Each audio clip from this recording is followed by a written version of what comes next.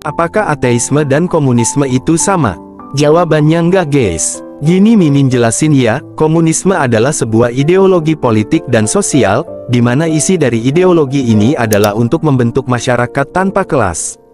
Di negara komunis seseorang individu atau kelompok tidak diperbolehkan memiliki kekayaan pribadi, seluruh perusahaan dan industri ekonomi sepenuhnya milik pemerintah, jadi jika kamu tinggal di negara komunis kamu akan sangat bergantung kepada pemerintah.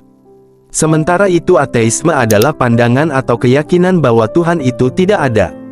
Meskipun kebanyakan negara komunis resmi mengadopsi ateisme sebagai keyakinan mereka, namun ada sebagian di luar sana yang tetap berpegang dengan agama, bahkan ada yang pemimpin negaranya mengaku jadi utusan Tuhan.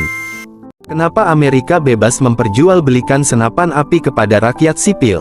Ini karena budaya sejak dahulu orang Amerika yang suka bermain senjata mematikan ini. Bisa kalian tahulah di zaman koboi senjata api marak menjadi mainan para koboi. Dan kepemilikan senjata api bagi orang Amerika adalah simbol kebebasan, ini sesuai dengan negara Amerika yang mengadopsi ideologi liberalisme yang sangat menjunjung tinggi kebebasan. Selain itu senjata api adalah sebagai bentuk pertahanan diri. Ini sesuai dengan amandemen konstitusi kedua Amerika yang menyatakan tentang hak individu untuk mempunyai senjata api sebagai bentuk pertahanan diri.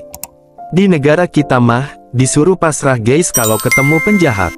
Sekelompok arkeolog menemukan batu berukir berusia 8.000 tahun di Jazirah Arab.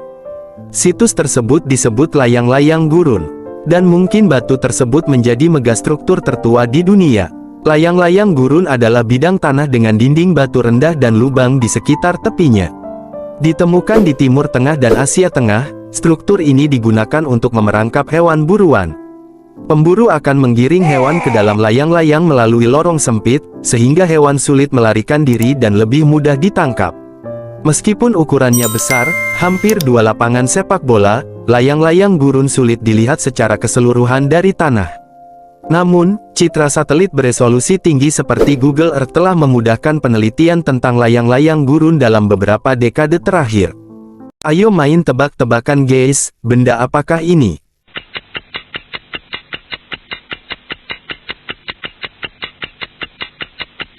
Ya, dia adalah Adolf Hitler.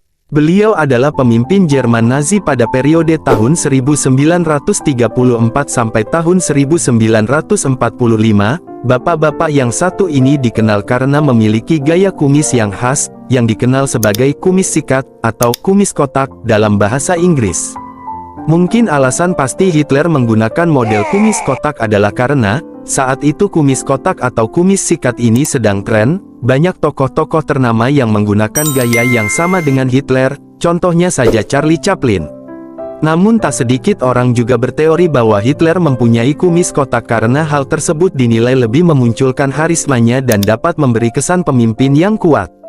Gimana guys menurutmu? Bahas apa lagi nih? Tulis di kolom komentar. Kenapa sebagian negara yang ada di benua Afrika rata-rata memiliki tingkat kemiskinan yang tinggi? Ini karena, pada masa kolonial negara Afrika sering dieksploitasi dan ditindas oleh para penjajah, dan tidak hanya itu, di masa sekarang, negara-negara yang ada di benua Afrika, kerap kali mendapat ketidakadilan dalam masalah hutang luar negeri dan perdagangan internasional yang membuat mereka ketergantungan pada ekspor bahan mentah dengan harga yang relatif rendah, sehingga ini dapat menghambat pertumbuhan ekonomi mereka. Kenapa Jawa disebut sebagai kunci? Ini karena Jawa memiliki peran penting dalam sejarah Indonesia. Ini dikarenakan sebagian besar pusat politik di Indonesia berada di Jawa, dan seperti yang kita ketahui kebanyakan kerajaan-kerajaan besar di Indonesia berada di Jawa. Selain itu, fasilitas dan infrastruktur di Jawa yang bisa dibilang lebih maju daripada pulau lain dapat menjadi faktor kenapa Jawa disebut sebagai kunci. Sejarah singkat terbentuknya negara Israel. Negara Israel terbentuk pada tanggal 14 Mei tahun 1948 setelah berakhirnya mandat Britania di Palestina.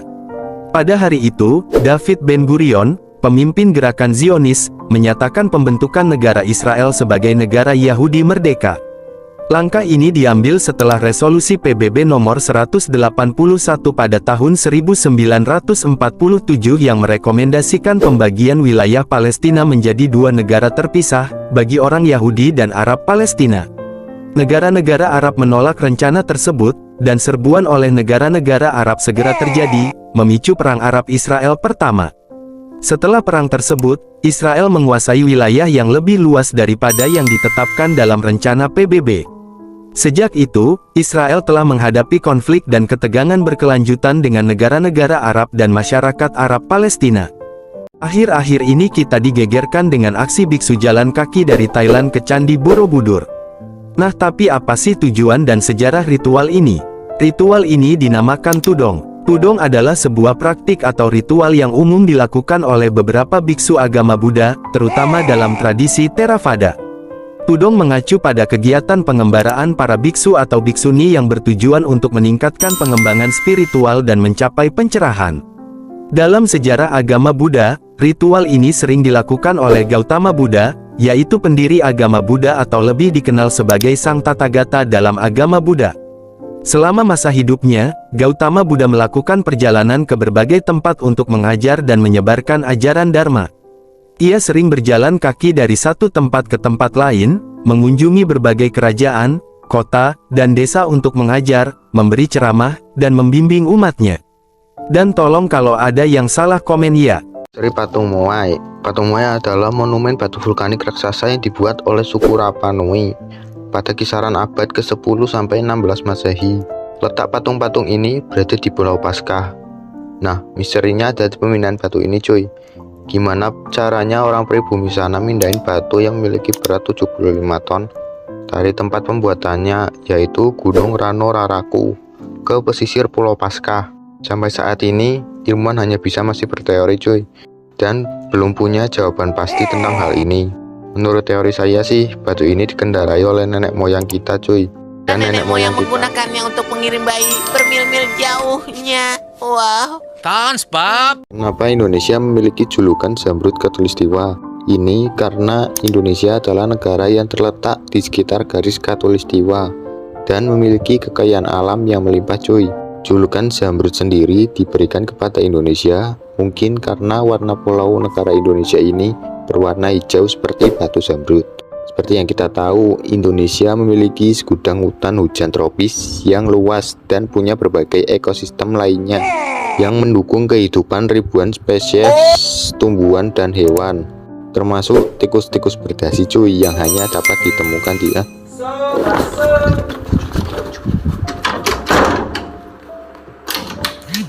Kenapa penderita rabies itu takut air? Apakah virusnya itu seorang wibu cuy? Sering kita lihat di video yang bertebaran di media sosial. Biasanya penderita rabies itu mengalami hidrofobia atau mereka seolah-olah takut air. Realkah begitu? Jawabannya enggak. Si pengidap virus rabies ini sebenarnya enggak benar-benar takut air. Dan yang membuat mereka terlihat takut itu virusnya cuy. Seperti yang kita tahu, virus rabies itu menyerang sistem syaraf. Nah, saat si korban melihat atau mencoba menelan air, otot-otot di sekitar leher mereka akan berkontraksi dan menimbulkan refleks menelan yang kuat, yang menyebabkan orang yang terjangkit virus ini mengalami syok dan panik. Apakah benar muka asli Patih Gajah Mada seperti yang digambarkan di patung ini? Sebenarnya belum ada yang tahu pasti muka Patih Gajah Mada itu seperti apa cuy. Dan yang biasa kalian lihat di buku paket PPKN kelas 4 SD itu bukanlah muka aslinya. Sosok itu merupakan penggambaran yang dicetuskan oleh Muhammad Yamin.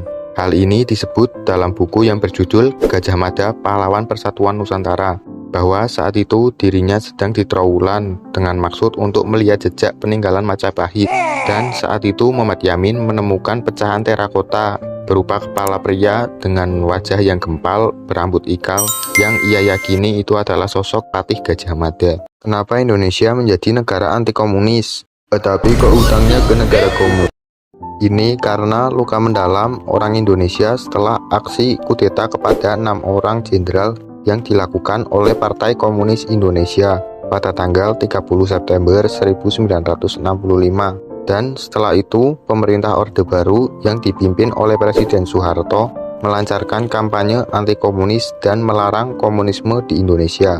Hal ini menyebabkan hilangnya ratusan ribu nyawa para anggota dan pendukung Partai PKI Ya, meskipun larangan komunisme ini sudah dicabut, hal ini akan sangat mustahil jika ideologi ini masuk kembali ke negara kita. Ya, karena luka yang berujung trauma ini bakal tetap membekas sampai ke anak keturunan kita kelak.